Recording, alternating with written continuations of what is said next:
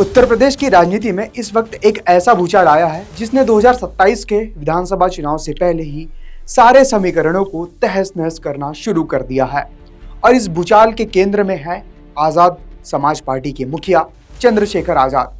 जी हाँ, चंद्रशेखर आजाद ने एक फैसला ऐसा लिया और उनके ऐसे बड़े तेवर हुए कि लखनऊ से लेकर दिल्ली तक राजनीति की बिसात को पूरी तरह पलट कर रख दिया। चंद्रशेखर ने अब समाजवादी पार्टी के मुखिया अखिलेश यादव के सामने गठबंधन के लिए ऐसी शर्त रख दी है जिसने यूपी की सियासी पंडितों को हैरान कर दिया है। क्या चंद्रशेखर उत्तर प्रदेश में किंग मेकर बनने जा रहे हैं और कैसे उनका यह 90 सीट वाला नया पैतरा बीजेपी और सपा दोनों की नींद उड़ा रहा है? आज की इस रिपोर्ट में इसी पर बात होगी।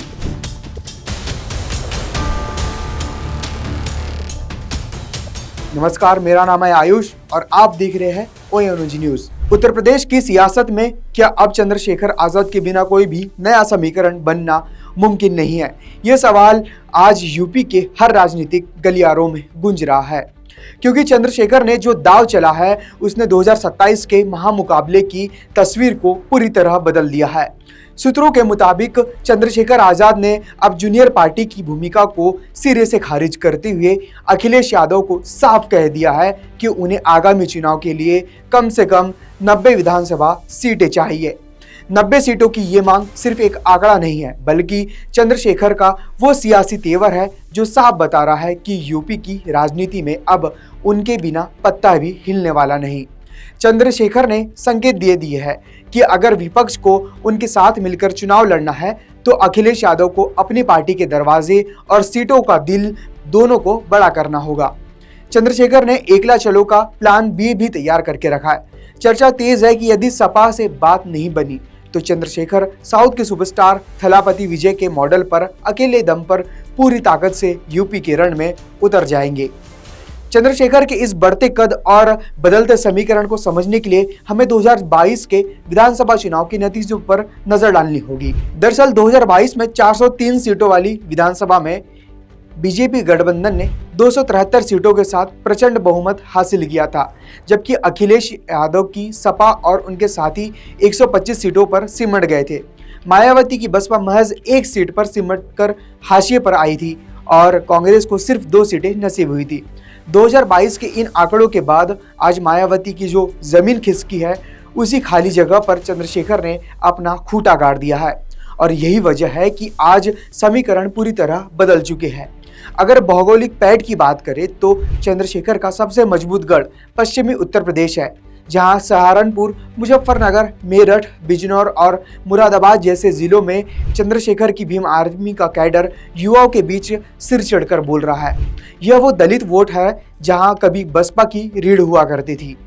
वहीं दूसरी तरफ अखिलेश यादव की ताकत मध्य और पूर्वी यूपी के यादव, मुस्लिम और गैर यादव ओबीसी वोटरों पर टिकी है, जिसे अखिलेश अपना पीडीए फॉर्मूला कहते हैं। पीडीए मतलब पिछड़ा, दलित और अल्पसंख्यक। लेकिन पश्चिमी यूपी में चंद्रशेखर के बिना यह फॉर्मूला अधूरा नजर आता है। अब आते हैं सबसे बड़े और कड़वे सच पर कि क्या अखिलेश यादव वाकई चंद्रशेखर को 90 सीटें दे देंगे? राजनीति के जानकार इसे मुमकिन नहीं मानते, क्योंकि इतिहास गवाह है कि अखिलेश यादव ने लोकसभा चुनाव में अपने सबसे करीबी और सबसे बड़े राष्ट्रीय सहयोगी यानी कांग्रेस तक को यूपी में महज 17 सीटें दी थी। विधानसभा में भी वे कांग्रेस को बहुत ज्यादा भाव देने के मूड में नहीं दिख रहे हैं। ऐसे में जिस चंद्रशेखर की पार्टी का अभी विधानसभा में खाता तक नहीं खुला है, उन्हें अखिलेश 90 सीटें दे दे, यह सोचना भी बेमानी लगता है। राजनीतिक पंडितों का माने तो चंद्रशेखर भी जानते कि उन्हें 90 सीटें नहीं मिल सकती। यह दरअसल उनकी बार्गेनिंग स्ट्रेटेजी यानी मोल तोल की राजनीति है। वे 90 सीटों की मांग इसलिए कर रहे हैं ताकि बात कम से कम 20 से 25 सम्मानजनक सीटों पर आकर बन सके। अब सबसे बड़ा सवाल यह है कि चंद्रशेखर के कारण बदल रहा यह समीकरण बीजेपी के लिए कितनी बड़ी मुसीबत खड़ी कर सकता है। विश्लेषकों का मानना है कि नुकसान हर हाल में बीजेपी को ही उठाना पड़ेगा। अगर अखिलेश और चंद्रशेखर का गठबंधन हो जाता है तो पश्चिमी यूपी में मुस्लिम, ओबीसी और दलित युवा वोटर्स का ऐसा मजबूत त्रिकोण बनेगा जो बीजेपी की सोशल इंजीनियरिंग को पूरी तरह ध्वस्त कर देगा। बसपा का बचा कुचा कैडर भी सीधे इसके पाले में आ जाएगा।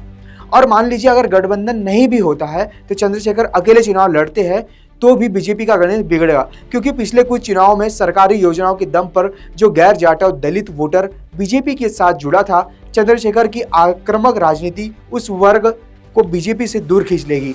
पश्चिमी यूपी की दर्जनों सीटों पर जहां जीत हार का अंतर बेहद कम होता है, वहां चंद्रशेखर के उम्मीदवार जितने ज्यादा वोट काटेंगे, नुकसान सीधे तौर पर बीजेपी के खाते में ही जाएगा। यानी साफ है, चंद्रशेखर ने 90 सीटों का दांव खेलकर यूपी की सियासत के समीकरणों को पूरी तरह से मथ लिया है।